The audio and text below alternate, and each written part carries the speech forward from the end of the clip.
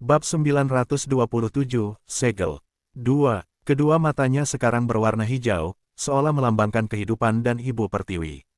Mata emas Xiu berkilat karena terkejut. Shen Yanxiao menatap kosong ke arah Xiu, matanya yang tak tahu apa-apa penuh dengan kebingungan dan ketidakberdayaan. Dia memiringkan kepalanya dan sutra hitam itu langsung berubah menjadi warna perak. Dengan rambut peraknya yang panjang, dia tampak seperti peri dari benua Dewa Bulan. Xiu mengangkat tangannya dan mengusap sisi wajah Shen Yanxiao. Tidur. Sambil mengerang pelan, Shen Yanxiao menutup matanya dengan lelah dan tertidur lelap. Xiu terdiam melihat Shen Yanxiao tertidur lelap. Ada kekhawatiran yang tak terpecahkan di antara alisnya. Kabut tipis menyapu mata Shen Yanxiao yang tertutup dan rambut keperakannya. Saat kabut perlahan memudar, rambut Shen Yanxiao kembali menghitam. Seolah tidak pernah terjadi apa-apa, dia berbaring dengan tenang di tempat tidur. Xiu mendesah pelan. Sosoknya berubah menjadi kabut hitam dan menghilang tanpa jejak. Ketika Shen Yanxiao bangun, hari sudah larut malam. Tidak ada lampu di kamar, jadi dia duduk di tempat tidur dalam kegelapan. Malam hari adalah waktu terbaik bagi pencuri. Ia tidak menyalakan lampu. Dalam kegelapan, ia tampaknya dapat melihat segala sesuatu di sekitarnya. Aku tidak tahu kapan Long Shueyao akan pergi ke Sun Never Sets. Namun, sebelum itu, aku harus mendapatkan cetak biru artileri petir. Shen Yanxiao menyentuh dagunya. Begitu Long Shueyao pergi, tidak baik baginya untuk tinggal di Blizzard City lebih lama lagi. Lagi pula, Long Shueyao akan pergi ke Sun Never Sets untuk menemukannya. Setidaknya dia harus keluar dan menunjukkan wajahnya. Shen Yanxiao segera merapikan pakaiannya dan memeriksa apakah ada perubahan pada tubuhnya. Kali ini, setelah segelnya terlepas, dia merasa aura pertempuran dan sihir di tubuhnya menjadi jauh lebih murni. Dia sekarang hampir mencapai ambang batas ahli kelas 2, hanya selangkah lagi untuk menjadi ahli kelas 2 yang sebenarnya. Memanfaatkan malam, Shen Yanxiao mencari tempat di mansion tuan kota di mana dia bisa menemukan cetak biru artileri guntur. Saat itu sudah larut malam, dan istana penguasa kota sudah gelap. Orang-orang sudah tertidur. Kadang-kadang, sekelompok penjaga akan berpatroli di kediaman tersebut. Dengan keterampilan Shen Yanxiao, mudah untuk menghindari mereka. Shen Yanxiao pertama kali tiba di ruang kerja Long Fei. Dia memfokuskan sihirnya ke matanya, memungkinkannya melihat dengan jelas segala sesuatu di ruangan itu. Malam sama sekali tidak menghalanginya. Ruang kerja Long Fei memiliki banyak buku, mulai dari berbagai strategi militer hingga berbagai catatan sejarah. Shen Yanxiao sangat berhati-hati dengan gerakannya. Semua buku yang disentuhnya diletakkan kembali sesuai dengan posisi semula. Dia tidak mengeluarkan suara apapun. Bahkan ketika penjaga berpatroli di ruang kerja, mereka tidak menemukan kelainan apapun. Shen Yanxiao mencari beberapa saat namun tidak menemukan sesuatu yang istimewa. Setelah beberapa saat, dia mencari di seluruh rumah besar sebelum akhirnya menemukan cetak biru artileri guntur di kamar tidur Long Fei. Di tempat tidur, Long Fei kelelahan karena efek kutukan. Wu Ran dan Qin Qiong bergantian menjaga Long Fei di sampingnya. Shen Yanxiao memanfaatkan beberapa menit saat mereka berdua berbicara di luar pintu dan berhasil mendapatkan cetak biru artileri petir. Melihat wajah pucat Long Fei, Shen Yanxiao dengan hati-hati memasukkan cetak biru artileri petir ke dalam cincin penyimpanannya. Di luar pintu, Wu Ran dan Qin Qiong telah menyelesaikan pembicaraan mereka dan dapat memasuki ruangan kapan saja. Tepat saat Shen Yanxiao hendak menyelinap pergi, Long Fei tiba-tiba mengeluarkan erangan. Qin Qiong, yang berada di luar pintu, segera mendorong pintu hingga terbuka dan masuk. Pada saat yang sama, Shen Yanxiao terbalik dan bersembunyi di balok atap. Dia bersikap tenang seperti kucing yang lincah. Qin Qiong, Long Fei berusaha membuka matanya. Bab 928, Asal 1. Kepala, Qin Qiong segera berjalan ke samping tempat tidur. Long Fei dengan enggan duduk. Aku bertingkah lagi. Ya, jawab Qin Qiong. Ini berat untukmu. Long Fei tidak ingat apapun yang terjadi saat dia bertingkah.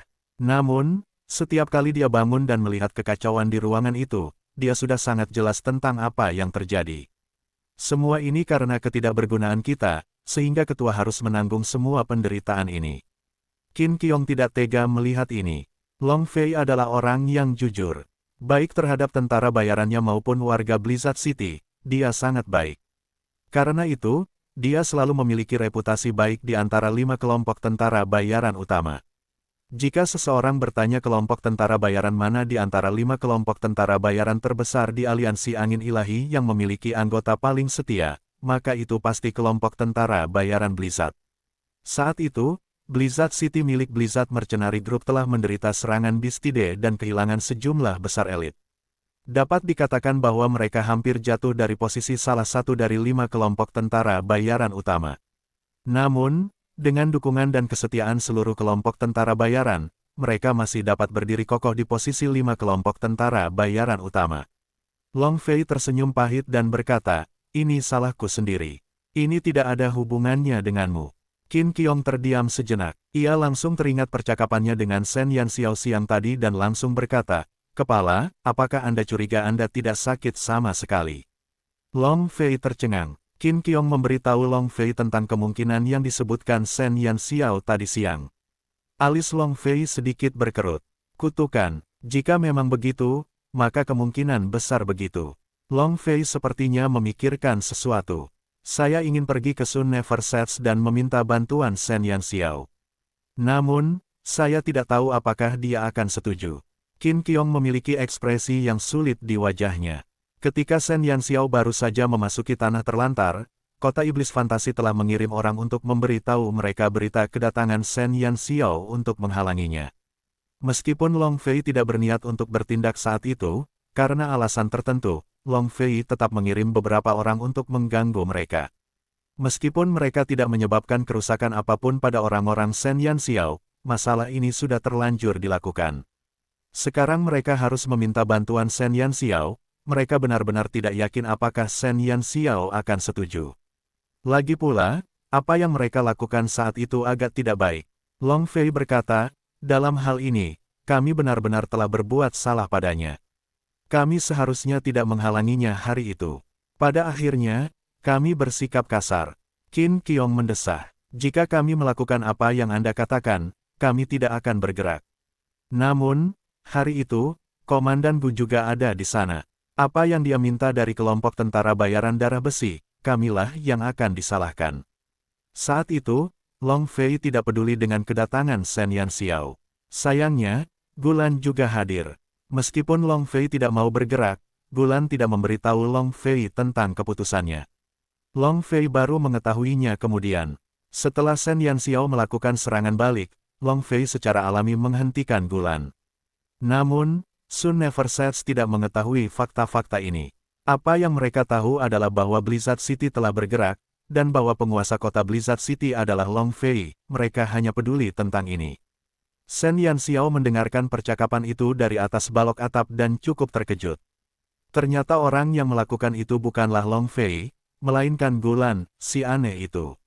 Senang mengetahui hal ini, kalau tidak, dia akan berbuat salah pada Long Fei. Sayangnya, sudah terlambat untuk mengatakan hal-hal ini. Long Fei hanya merasa tidak berdaya. Pada akhirnya, dia tetaplah anak dari keluarga burung Vermilion. Entah aku yang menjegalnya atau tidak, aku sudah mengecewakannya karena tidak menghentikan Gulan tepat waktu. Bab 929, Keterampilan Pemanggilan 1. Shen Yanxiao mengangkat alisnya. Kata-kata Long Fei menggugah pikiran. Qin Qiong tampaknya tahu apa yang dimaksud Long Fei. "Kepala, apakah kamu masih ingat dengan kejadian-kejadian nenek moyang kita?" Long Fei berkata, "Tentu saja. Leluhurku memiliki hubungan darah dengan leluhur Kaisar Kekaisaran Long Xuan saat ini. Namun, mereka gagal bersaing memperebutkan tahta saat itu. Pemenang mengambil semuanya, dan yang kalah menjadi pencuri. Jika bukan karena kepala keluarga burung Vermilion yang mengulurkan tangan membantu leluhurku untuk keluar dari Kekaisaran Long Xuan, bagaimana mereka bisa memiliki kesempatan untuk membangun kelompok tentara bayaran badai salju? Meskipun sudah lama sekali, keluarga burung Vermilion dianggap sebagai dermawan kami. Hanya berdiri di pinggir lapangan sambil menyaksikan keturunan dermawan kami ditipu oleh sekutu kami. Sejujurnya aku telah mengecewakan leluhurku." Sangat menarik. Ketika Shen Yanxiao mendengar kata-kata Long Fei, dia hampir jatuh dari balok. Sebelumnya, dia merasa aneh. Nama keluarga Long cukup langka. Di Kekaisaran Long Xuan, hanya keturunan langsung dari keluarga kerajaan yang dapat menggunakannya. Selain itu, Dia belum pernah mendengar orang dengan nama keluarga itu di negara lain. Dia tidak menyangka Long Fei dan Long Shueyao memiliki hubungan seperti itu dengan Kaisar Kekaisaran Long Xuan. Lebih jauh lagi, nenek moyangnya sebenarnya telah menyelamatkan nyawa nenek moyang mereka. Shen Yanxiao sungguh-sungguh merasa bahwa kebetulan di dunia ini terlalu menakjubkan.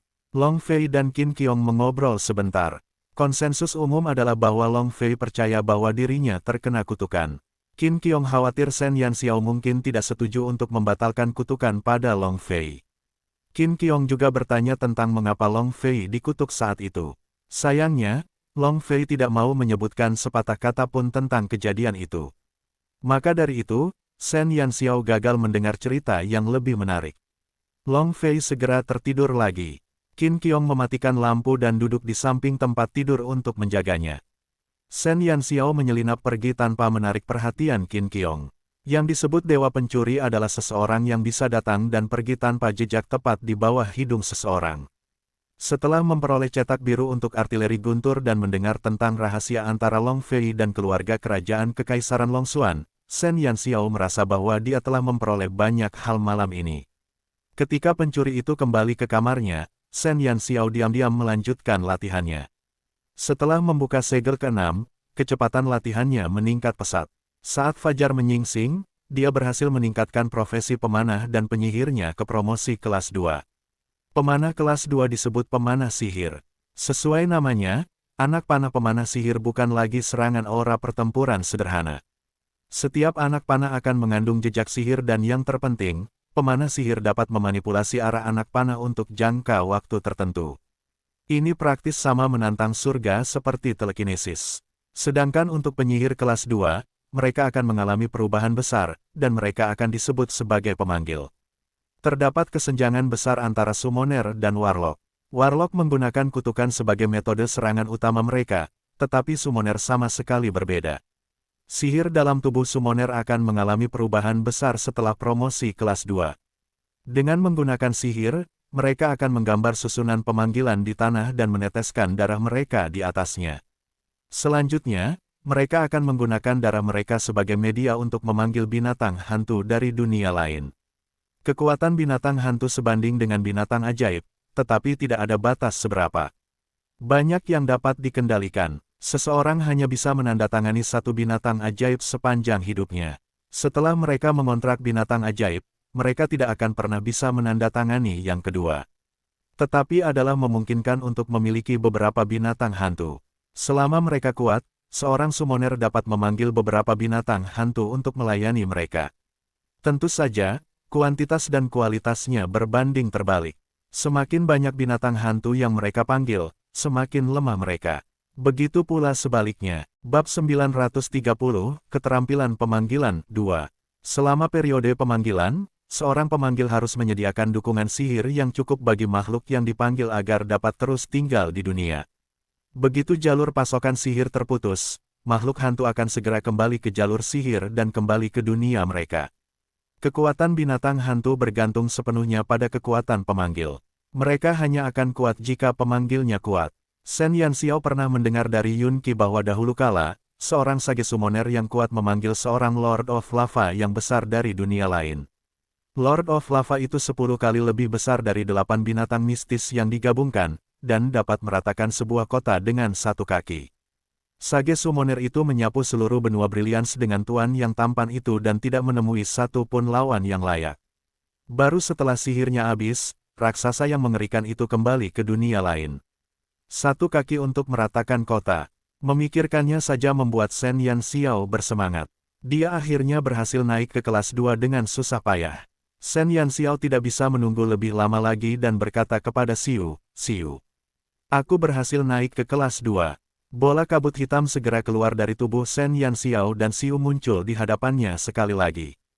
Ketika tatapannya bertemu dengan mata Shen Yanxiao yang bersemangat, tatapannya berhenti sejenak sebelum dia mengalihkan pandangannya. Tidak buruk, Shen Yanxiao terkekeh. Saya ingin mencoba kemampuan pemanggilan saya.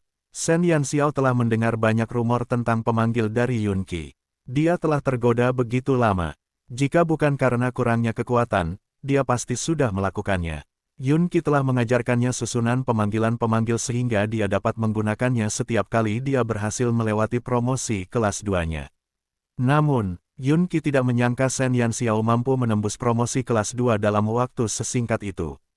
Coba di sana, Xiu duduk di kursi di samping meja. Dia kemudian dengan anggun mengangkat tangannya untuk menopang dagunya. Dia seperti seorang raja yang membuat orang ingin berlutut. Bahkan ketika Xiu hanya duduk di kursi, dia masih mengeluarkan aura seperti raja. Shen Yanxiao tidak bisa tidak memperhatikan jantung dan hatinya jika mereka meledak. Kalau penguasa keempat negeri itu melihat aura penguasa seperti ini di hadapan mereka, apakah mereka akan bunuh diri karena malu? Tentu saja, setelah selesai membahas kecantikan alami Xiu, Shen Yanxiao menggosok telapak tangannya dan menyibukkan diri di kamar. Mengikuti instruksi Yun Qi, Shen Yanxiao memfokuskan semua sihirnya ke ujung jarinya dan dengan cepat menggambar susunan pemanggilan dengan radius 1 meter. Seluruh susunan pemanggilan itu dibuat dengan kekuatan sihir, tidak memerlukan benda lain. Yang terlihat hanya garis-garis cahaya biru yang berkedip-kedip yang membentuk pola aneh di tanah. Setelah selesai menggambar susunan pemanggilan, Shen Yanxiao menarik napas dalam-dalam dan berdiri. Dia kemudian menggigit jarinya dengan tegas. Butiran darah merah terang muncul di ujung jarinya. Dia mengangkat tangannya dan meneteskan darahnya ke susunan pemanggilan sambil mengucapkan sumpah. Gunakan darahku untuk memelihara jiwamu. Saat kata terakhir diucapkan, susunan pemanggil segera memancarkan cahaya yang menyilaukan. Cahaya yang menyilaukan menutupi seluruh susunan pemanggilan dalam sekejap dan embusan angin dari dunia lain bertiup melintasi ruangan. Shen Yanxiao menahan napas dan menatap pusat susunan pemanggilan. Di tengah cahaya itu, dia melihat bayangan hitam muncul dari susunan pemanggilan, menampakkan dirinya sedikit demi sedikit. Saat angin kencang mendatangkan malapetaka, cahaya tampaknya akhirnya mencapai puncaknya dalam sekejap, tetapi tiba-tiba cahaya itu menghilang dan angin berhenti. Shen Yanxiao menatap sosok dalam susunan pemanggilan itu dengan kaget. Bab 931, Keterampilan Pemanggilan 3. Guji. Seekor naga api seukuran telapak tangan berdiri di susunan pemanggilan, bingung. Shen Yanxiao benar-benar terdiam. Di manakah dewa lava yang dijanjikan? Di manakah binatang buas ajaib yang dijanjikan dapat menghancurkan sebuah kota dengan satu kaki? Shen Yanxiao ingin menangis tetapi tidak ada air mata yang keluar saat dia melihat naga mini yang hanya seukuran telapak tangannya. Seluruh tubuh makhluk kecil ini berwarna merah menyala. Kepalanya kira-kira seukuran tubuhnya. Di punggungnya, dua sayap naga seukuran ibu jari menempel lembut pada sisik naga. Tidak peduli bagaimana dia melihatnya, makhluk kecil ini hanya bisa dianggap sebagai maskot yang lucu. Tidak ada sesuatu pun yang menyerupai binatang buas yang menakutkan. Shen Yanxiao merasa tertekan. Dia tahu bahwa dia baru saja naik ke level summoner dan tidak realistis untuk memanggil monster hantu tingkat penguasa. Namun, orang ini terlalu kecil. Melihat naga mini yang ukurannya hampir sama dengan Little Phoenix, bahu Shen Yanxiao langsung ambruk. Guji, Guji. Naga mini itu tampaknya tidak tahu bahwa pemanggil yang memanggilnya sedang berenang di lautan penyesalan. Ia bergoyang maju mundur dengan cakar kecilnya sebelum mulai merangkak maju. Dengan kecepatan yang hampir secepat cacing yang menggeliat, ia tiba di kaki Xiu. Kemudian, ia menjulurkan kepalanya yang kecil seperti antek dan menggesek-gesekkan kepalanya ke jari kaki Xiu. Aku tidak memanggil makhluk ini. Aku tidak memanggil makhluk ini. Shen Yanxiao tidak tahan melihatnya. Lupakan saja bahwa naga mini ini sama sekali tidak menakutkan, tetapi bukankah ia dipanggil menggunakan darahnya? Jadi, kenapa dia tidak menjilatku? Kenapa dia malah memeluk jari kaki Xiu dan bersikap manis? Itu tidak masuk akal. Xiu mengernyitkan dahinya dan membungkuk untuk mengambil naga mini yang menempel di kakinya dengan dua jarinya. Shen Yanxiao tertegun sejenak. Tiba-tiba, dia teringat apa yang telah dilakukan Xiu pada binatang ajaib tingkat 8 itu. Dia tidak bisa menahan diri untuk tidak berkeringat dingin untuk binatang yang menggemaskan tetapi tidak perkasa itu. Setidaknya, Anda harus melihat kepada siapa Anda bersikap seperti anak manja. Apakah Tuan itu seseorang yang dapat Anda provokasi? Beraninya kau menyentuh jari kaki Xiu yang suci. Ini adalah penghujatan. Tepat saat Shen Yanxiao mengira Xiu akan langsung membunuh naga mini yang telah mengotori jari kakinya yang murni, Xiu menaruhnya di atas meja. Sudah lama aku tidak melihat naga hantu, kata Xiu. Apakah kamu tahu apa itu? Tanya Shen Yanxiao. Xiu mengangguk. Namanya Phantom Dragon, agak mirip dengan naga di benua ini. Namun, ia hidup di dunia yang berbeda sehingga hanya seorang summoner yang bisa memancingnya ke dunia ini. Fisik Phantom Dragon dapat menyaingi naga dan memiliki kebijaksanaan yang lebih tinggi jika dibandingkan dengan ras naga. Tidak hanya pertahanannya yang tinggi, tetapi juga dapat menciptakan lingkungan yang dapat membingungkan musuh. Selama pertempuran antara dewa dan iblis, God Summoner manusia pernah memanggil Raja Phantom Dragon untuk langsung membunuh 100.000 iblis. Shen Yanxiao berkedip, membunuh 100.000 iblis secara instan. Itulah ras iblis. Ras paling buas di dunia ini telah dibunuh seketika oleh seekor naga hantu. Memikirkannya saja membuat Shen Yanxiao merasa bahwa naga hantu benar-benar ganas. Aku ingat bahwa Raja Naga Hantu dikenal sebagai sayap kematian. Sayangnya, tidak ada seorang pun di antara manusia yang bisa memanggilnya lagi. Xiu mengulurkan jarinya dan menusuk sayap kecil naga mini itu. Raja Naga Hantu, sayap kematian. Shen Yanxiao tidak tahu banyak tentang binatang hantu. Bab 932, Keterampilan Pemanggilan 4. Xiu berkata dengan santai, mirip dengan binatang ajaib. Binatang ajaib dibagi menjadi beberapa tingkatan. Binatang ajaib dibagi menjadi binatang ajaib tingkat rendah, menengah, tinggi, mistis, bijak, dan legendaris. Hal yang sama berlaku untuk binatang hantu. Namun, binatang hantu yang kuat di atas binatang hantu tingkat tinggi dikenal sebagai binatang hantu elit. Di atas mereka adalah binatang hantu tingkat penguasa dan yang tertinggi adalah Raja Iblis. Wing of Death adalah yang terkuat di antara Phantom Dragon, dengan kata lain, itu adalah Raja Iblis. Lalu, penguasa lava setara dengan binatang ajaib tingkat bijak. Shen Yanxiao mendengar bahwa Yun Qi menyebutkan seorang penguasa lava. Kurang lebih, tapi binatang ajaib lebih lemah daripada binatang hantu. Jika binatang hantu juga ada di dunia ini, maka aku khawatir posisi binatang ajaib mungkin dalam bahaya. Xiu menopang dagunya dan menatap naga mini yang memeluk jarinya dengan pura-pura lucu. Tidak ada fluktuasi di matanya. Binatang sihir, lebih lemah dari binatang hantu. Shen Yanxiao terdiam. Binatang sihir lahir di benua Brilliance, jadi wajar saja jika mereka lebih lemah. Bahkan binatang iblis lebih kuat daripada binatang sihir. Akan tetapi, binatang sihir dapat bekerja sama dengan manusia untuk bertarung, jadi tingkat adaptasi mereka lebih tinggi daripada dua lainnya. Meskipun binatang iblis kuat, mereka tidak memiliki kecerdasan dan merupakan tipe yang memiliki anggota tubuh yang kuat tetapi pikiran yang sederhana.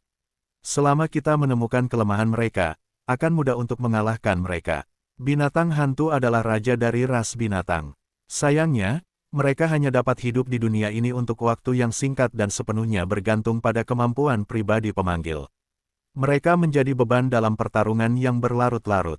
Jika digabungkan, binatang sihir adalah yang paling praktis. Xiu memberikan analisis sederhana dari 3 jenis binatang tersebut. Masing-masing memiliki kekuatan dan kelemahan. Meskipun binatang ajaib lebih lemah dari kedua rekannya, mereka dapat membuat kontrak dengan manusia dan dapat bekerja sama dengan sempurna. Selain itu, tidak ada batasan waktu dan kesetiaan mereka juga sangat tinggi. Binatang iblis tidak memiliki kecerdasan, sehingga mereka hanya berguna sebagai garda depan. Jika mereka bertemu dengan seseorang yang mengenal mereka, mereka kemungkinan besar akan menderita kerugian besar. Binatang hantu memang kuat dan pintar, tetapi mereka bukanlah makhluk dari dunia ini. Mereka hanya bisa hidup dalam waktu singkat, yang berarti mereka hanya bisa digunakan dalam pertempuran yang menentukan. Binatang hantu benar-benar telah melakukan banyak hal terhadap ras iblis. Aku sering melihat mereka selama perang antara para dewa dan iblis, tetapi kupikir aku tidak akan melihat mereka lagi. Xiu sepertinya mengingat masa lalu. Meskipun Xiu masih acuh tak acuh terhadap naga mini itu, dia tidak membunuhnya secara langsung. Apakah binatang hantu benar-benar sekuat itu? Shen Yanxiao menatap naga kecil itu dengan ekspresi pahit. Lalu pangkat berapa? Dia tidak berdoa untuk binatang hantu tingkat elit atau penguasa. Paling tidak, dia tidak ingin mempermalukan dirinya sendiri. Xiu melirik Shen Yanxiao dan perlahan mengatakan sesuatu yang membuatnya muntah darah. Bayi baru lahir seperti itu bahkan tidak bisa dianggap sebagai binatang tingkat rendah. Pada akhirnya, dia memanggil mainan yang tidak berguna. Bibir Shen Yanxiao berkedut. Untungnya, dia sudah bersiap untuk yang terburuk. Bahkan jika naga mini ini adalah binatang hantu tingkat rendah, dia bisa menahannya. Namun, itu adalah bayi yang baru lahir yang bahkan tidak bisa dianggap sebagai binatang tingkat rendah. Berpikir tentang bagaimana Little Phoenix merupakan binatang ajaib peringkat ke-8 saat baru saja lahir, lalu melihat naga mini ini. Shen Yanxiao harus mengakui bahwa ini adalah kegagalan terbesar dalam hidupnya yang gemilang. Apakah itu benar-benar tidak dikirim oleh binatang hantu untuk menipunya? Guji, naga mini itu bahkan tidak menyadari bahwa kemunculannya telah membawa kemunduran yang mengerikan bagi seseorang karena ia terus berada di sisi Xiu dan bertingkah imut. Shen Yanxiao merasa tubuhnya penuh luka dan memar saat dia menutupi wajahnya. Dia kemudian membungkuk dan mengambil naga mini dari meja. Bab 933, Keterampilan Pemanggilan 5. Bagaimana kita akan mengirim orang ini kembali? Dia tidak akan pernah membiarkan siapapun tahu bahwa binatang hantu pertama yang dia panggil adalah maskot imut ini. Tapi bagaimana dengan Xiu? Xiu bukan manusia. Putuskan transmisi sihir, atau kembalikan ke susunan pemanggilan dan biarkan kembali dengan sendirinya. Xiu menatap ekspresi Shen Yanxiao yang jelas, sepertinya ada sedikit senyum di matanya. Oke, Shen Yanxiao mengangkat naga kecil di tangannya dan berjalan menuju susunan pemanggilan dengan semangat tinggi. Kenapa dia tidak memutus saja transmisi sihir itu? Maaf, Yun Qi tidak menyangka dia bisa berhasil naik pangkat ke kelas 2 secepat ini, jadi dia tidak mengajarinya cara memutus transmisi sihir. Guji, naga mini itu melebarkan mata merahnya dan menatap wajah Shen Yanxiao yang muram. Ia tidak tahu mengapa manusia yang memanggilnya memiliki aura yang begitu menakutkan. Shen Yanxiao meletakkan naga mini itu pada susunan teleportasi dan meletakkan tangannya di sisi pinggulnya. Sekarang kamu bisa kembali. Guji, naga mini itu memiringkan kepalanya. Matanya dipenuhi kebingungan. Kembalilah, kata Shen Yanxiao dengan jujur. Apa? Shen Yanxiao berdiri di luar susunan pemanggilan dan menatap naga mini. Xiu tampaknya tahu apa yang salah. Ia baru saja lahir, jadi ia pasti tidak tahu bagaimana cara kembali. Tidak mungkin. Shen Yanxiao menatap Xiu dengan putus asa. Aku cukup yakin itu benar. Xiu menyipitkan matanya. Binatang hantu jauh lebih rapuh dan bodoh jika dibandingkan dengan binatang ajaib. Kekuatan binatang hantu dikembangkan melalui pelatihan di dunia lain. Jangan bohongi aku. Kau menipuku, bukan? Shen Yanxiao ingin menangis. Melihat naga mini konyol itu berdiri di susunan pemanggilan dan memperlihatkan penampilan, aku sangat imut, dia benar-benar ingin mencekiknya sampai mati. Dia tidak tahu bagaimana cara memutus transmisi sihir dan naga mini itu tidak akan kembali dengan sendirinya. Apa yang bagus dari ini? Xiu, tahukah kamu berapa lama waktu yang dibutuhkan untuk menghabiskan semua sihirku? Shen Yanxiao hanya bisa berdoa agar dia menghabiskan banyak sihir untuk mendukung binatang hantu di dunia ini. Kalau begitu, dia bisa mengirim maskot ini kembali karena sihirnya tidak mencukupi. Xiu menatap Shen Yanxiao yang baru saja naik ke kelas 2, lalu menatap naga mini yang sedang linglung. Dia lalu memberi Shen Yanxiao kesimpulan yang akan membuatnya jatuh ke jurang. Binatang hantu yang baru lahir tidak memerlukan banyak sihir. Dengan sumber sihirmu saat ini, seharusnya mungkin untuk mendukungnya selama 1 atau 2 dekade. Ya Tuhan, tolong sambaran petir ke dia. Naga mini itu tidak sabar menunggu Shen Yanxiao memeluknya, jadi ia melompat ke arahnya dengan kaki-kakinya yang pendek. Shen Yanxiao hanya bisa melihat tanpa daya saat maskot itu menggunakan keempat cakar kecilnya untuk memanjat perlahan. Tak lama kemudian, ia naik ke bahu Shen Yanxiao, dan dengan 2 cakar naganya mencengkeram erat pakaian Shen Yanxiao, ia pun berdiri. Guji, naga mini itu merasa dirinya berdiri sangat tinggi, jadi ia berusaha sekuat tenaga untuk melebarkan sayap mininya agar terlihat sangat perkasa. Namun pada kenyataannya, lupakan, haruskah aku senang karena setidaknya tidak tergeletak di kepalaku. Shen Yanxiao menyeka keringatnya. Ketika dia menculik Little Phoenix pulang, dia telah meninggalkannya untuk dipelihara oleh Vermilion tanpa ragu-ragu. Namun sekarang gilirannya tiba, dia masih merasa bahwa itu adalah sebuah tragedi. Setidaknya, Little Phoenix adalah binatang ajaib tingkat tinggi peringkat 8 dan dapat dianggap sebagai pasukan cadangan bagi binatang mistis. Selain itu, ia juga memiliki 2 orang tua tingkat mistis sebagai pejuangnya. Bab 934, Keterampilan Pemanggilan 6. Tapi naga mini di sini, selain bertingkah lucu, itu tidak ada gunanya. Shen Yanxiao telah mempelajari banyak hal dalam hidupnya. Misalnya, Lan Fengli. Misalnya, Little Phoenix. Misalnya, Fruit. Lan Fengli, yang merupakan dewa pembunuh super, saat ini merupakan ekor pribadi dan petarung nomor 1 Shen Yanxiao. Little Phoenix adalah maskot nomor 1 Sun Never Sets. Meskipun kekuatan bertarungnya tidak terlalu kuat, kedua orang tuanya sangat kuat. Fruit memberi kontribusi besar pada kelompok setan tingkat lanjut. Naga mini ini adalah makhluk paling tidak berguna yang pernah ditangkap Shen Yanxiao. Lebih jauh lagi, dia telah memanggil makhluk ini sendiri. Aku hanya bisa membawanya bersamaku. Shen Yanxiao merasa tidak berdaya. Dia tidak pernah berpikir untuk membuang naga mini itu atau membunuhnya. Dia tidak akan pernah melakukan hal yang mengganggu seperti itu. Ya, Xiu mengangguk. Baiklah. Shen Yanxiao merasa tidak berdaya. Mulai sekarang, dia hanya akan berpura-pura bahwa dia sekarang memiliki sebuah ornamen. Shen Yanxiao tidak tahu apa lagi yang dapat dilakukannya selain menghibur dirinya sendiri. Kejutan yang menyenangkan karena dua profesinya naik ke kelas 2 telah sirna oleh kemunculan naga mini itu.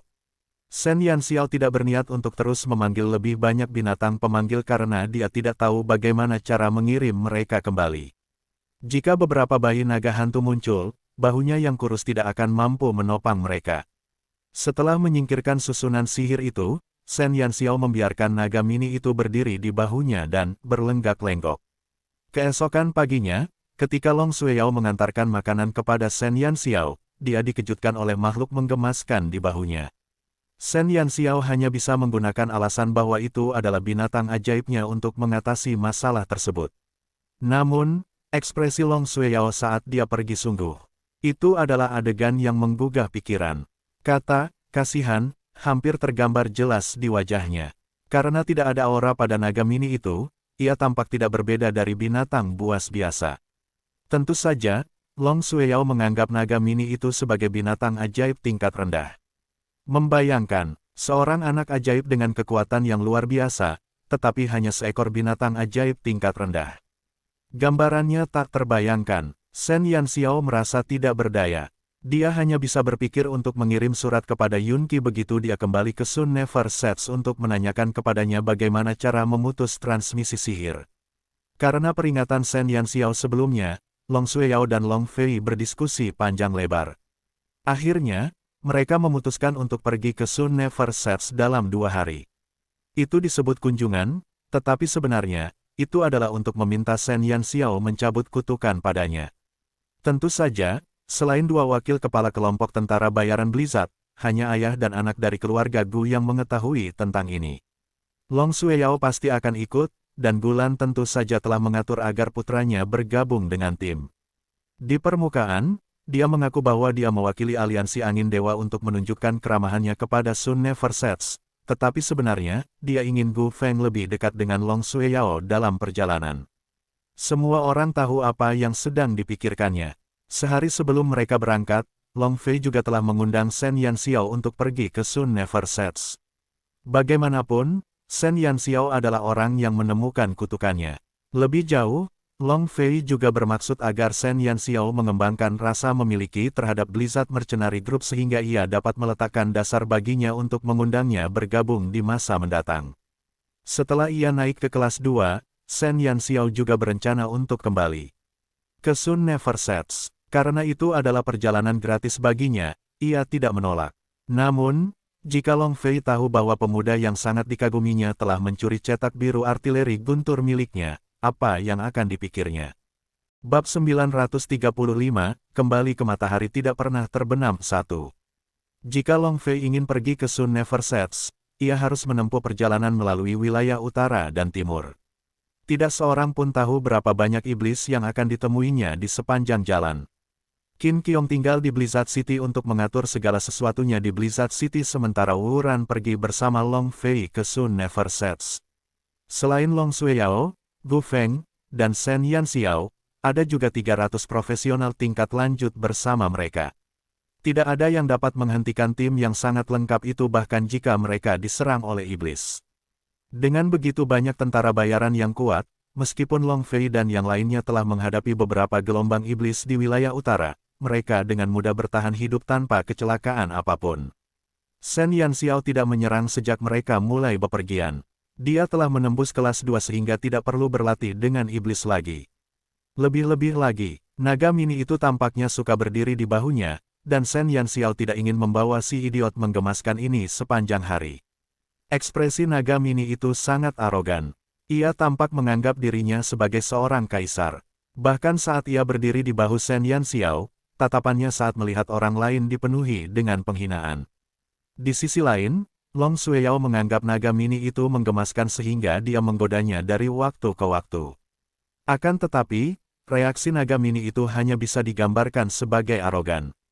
Mereka dengan selamat meninggalkan wilayah utara dan akhirnya melangkah ke wilayah timur Kekaisaran Longxuan. Ini di timur, jauh lebih hangat daripada tempat kita dulu. Long Xueyao dan Shen Yanxiao berada di kereta yang sama. Long Fei dan Wu Ran juga berada di kereta itu. Long Fei telah mengatur agar Gu Feng berada di kereta lain. Alasannya adalah karena dia terlalu berisik. Ada banyak iblis di wilayah timur tanah terlantar. Iblis di sini tidak seperti iblis di wilayah utara yang memiliki kontak dengan manusia. Kita harus berhati-hati saat berada di sini. Long Fei melihat pemandangan di luar jendela. Para penambang kota badai salju pernah aktif di wilayah timur sehingga dia tahu bahwa iblis di sana sangat buas. Kecuali wilayah timur, manusia telah menetap di 3 wilayah lainnya. Ketiga kota tersebut kurang lebih berinteraksi dengan pemukiman iblis di sekitarnya, dan mereka telah membayar banyak budak sebagai imbalan atas stabilitas. Namun, Sun Never Sets baru dibangun beberapa bulan lalu. Bahkan jika mereka punya ide itu, mereka tidak akan bisa mewujudkannya secepat itu. Long Fei memberitahu semua orang bahwa mereka harus waspada setelah memasuki wilayah timur karena mereka dapat memulai pertempuran dengan iblis kapan saja. Namun, pada hari pertama mereka memasuki wilayah timur, mereka melihat beberapa setan dari jauh. Namun, setan-setan itu tidak menyerbu ke arah mereka. Sebaliknya, mereka berbalik dan pergi. Long Fei hanya menganggap mereka sebagai iblis tingkat rendah yang tidak memiliki keberanian untuk mendekati mereka. Keesokan harinya, sekelompok iblis yang dipimpin oleh 5 hingga 6 iblis tingkat lanjut berjalan melewati kereta mereka. Hampir semua tentara bayaran siap untuk pertempuran berdarah, tetapi beberapa iblis tingkat lanjut itu hanya melirik mereka dengan ekspresi tenang sebelum memimpin antek-antek mereka untuk melanjutkan perjalanan. Mereka bahkan tampaknya tidak memiliki nafsu makan untuk memakan manusia. Hal yang sama terjadi pada hari ketiga. Long Fei bingung. Blizzard City telah aktif di wilayah timur selama beberapa waktu. Jadi, mengapa para iblis di wilayah timur menjadi begitu sopan setelah hanya beberapa bulan? Mereka tidak langsung menerkam dan menggigit saat melihatnya. Sebaliknya, mereka seolah sudah terbiasa dan sama sekali mengabaikan tim mereka.